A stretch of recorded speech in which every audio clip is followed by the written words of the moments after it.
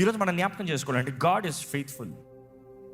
ఈరోజు మీ జీవితంలో multiple times you are broken, multiple times you have tried, multiple ways you are scared, but then remember something that you been waiting long, which means the value is more.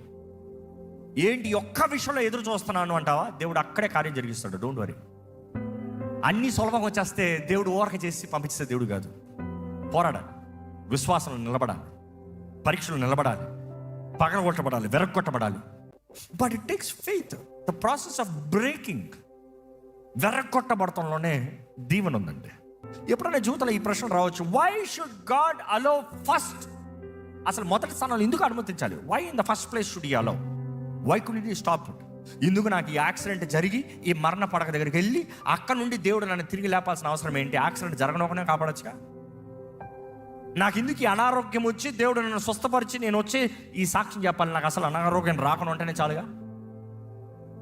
చాలాసార్లు ఇలాంటి ప్రశ్నలు మనకు ఉంటాయండి.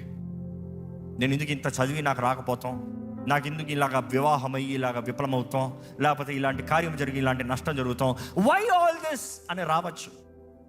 దేవుడు ఉంటే నాకు ఎందుకు ఇది జరగాలి? జ్ఞాపకం చేసుకోండి, బైబిల్ చదివినప్పుడు నేను ఎప్పుడో ఒకటే చూసా, God dips, God crush, God breaks, but it's not a curse. వెర్రకొడతాం ఆశీర్వాదం, నలకొడతంలో వస్తుంది రసం, తైలాభిషేకం. నలకొడతంలో, శ్రమ పెడతంలో the pressure is bending, moulding, making you. వాటిలో నుండి అగ్నిలో పెట్టినప్పుడు కాలిపోతాం మనుషుడు. ఏంట్రా బ్రతుకు అర్థం కావట్లేదు అన్న పరిస్థితుల్లోకి వెళ్తాం.